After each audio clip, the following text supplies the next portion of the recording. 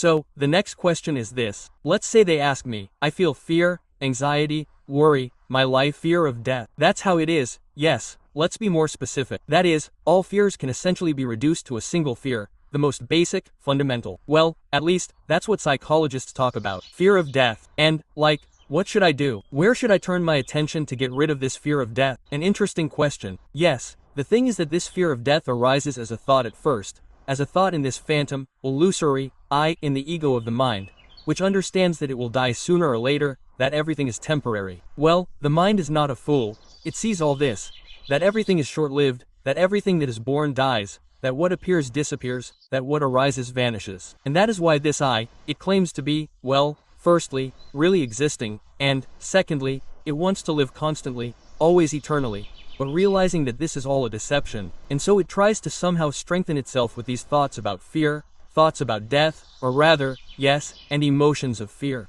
In this suffering it seems to live its eternal life, forgetting at the same time that before this fear, before this thought about fear, about death, well, there was no one worried. Then this thought passes, this emotion passes, and again some other I appears, which is already there rejoicing, having fun, not afraid, on the contrary, enjoying itself and identifying itself with the next emotion, the next thought.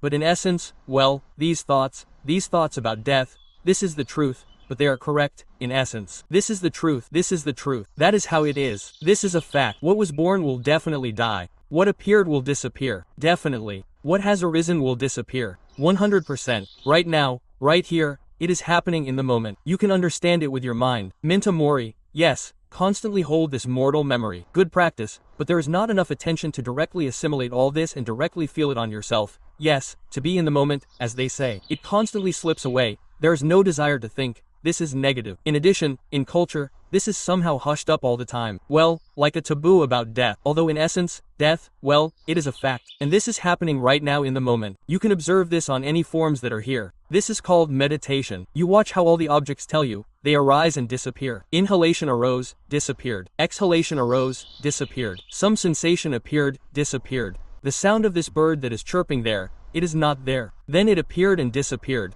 A breeze appeared, a thought appeared, then disappeared. Here, everything that is seen, heard, felt, sensed, it all disappears. But you can say that it all dies. Feel the drama that immediately sets in, because the word death is essentially the same thing, but it is a synonym. The word disappearance, so, dissolution, well, absence. There was no form.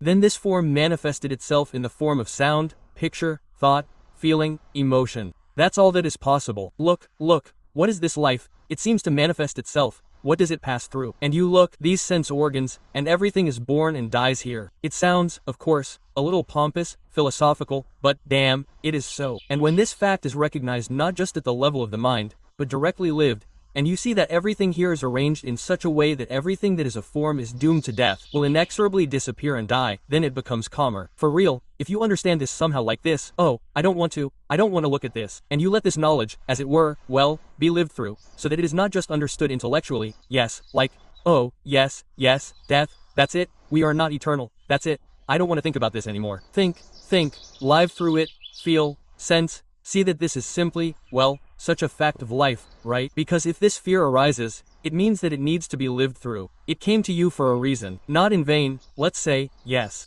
In order to process this fear, this thought about death, you need to learn to look there.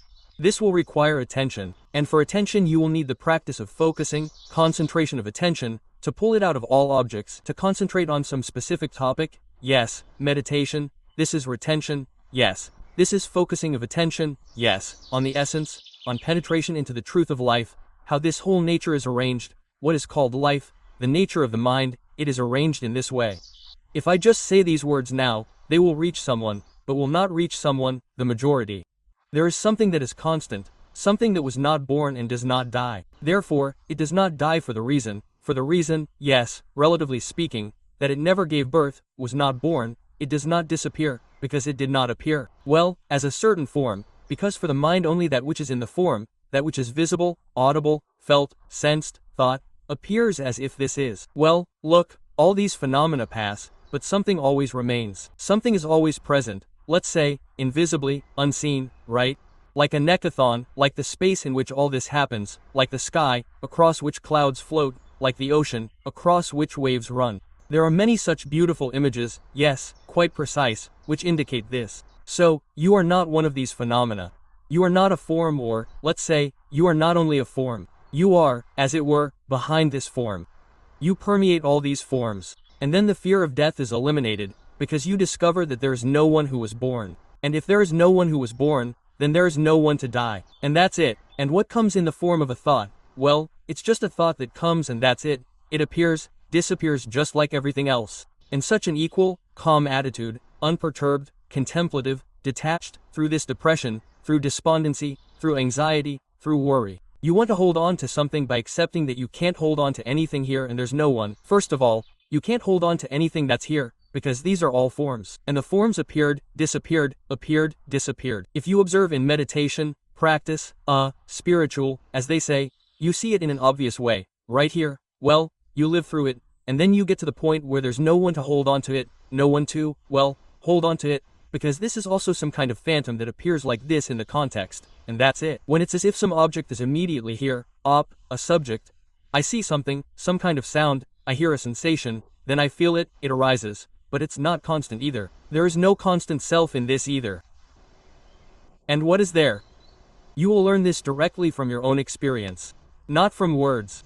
Words are also forms that appeared and disappeared, and what comes before words is what perceives these words, what hears, what sees, what feels, what senses, what perceives, what testifies, well, or someone, whatever. It's just that if you say someone, it means that there will be clinging to this support, that there must be someone, some separate role, a separate mask. No, it turns out that it is not necessary that there must be someone. That is why I sometimes say something, well, as something impersonal, yes, impersonal, but you can say it this way and that way, and someone, and something in context, within some framework, because what manifests itself does not mean that it does not exist. It exists, but it is like a dream, a vision. This is the passing, fleeting nature, you see, like a dream, you fall asleep, wake up, and it's like fog, like a veil, this ghostly, phantom, mirage. It's all the same. This life is also similar. So what should you hold on to here? Who should you hold on to here? And that's it. So here's a specific life hack. This is what you should look at, consider honestly. And such an easy pill, so to speak, a calming one. Look at life as a dream,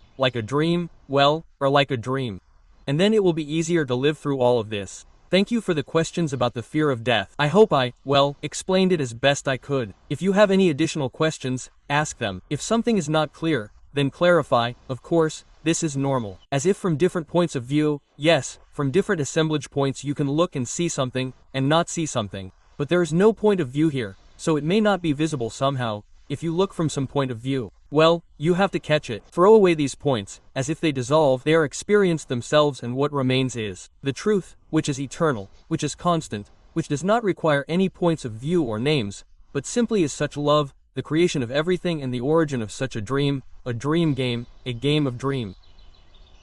Everything is so. Just free your mind from all these ideas, assumptions, how it should be, how it should not be. And so it will all be seen for sure, friends, for sure. You already are what is. You just need to consider it, to discern. That's it. Sensei Max was with you. All the best. O's.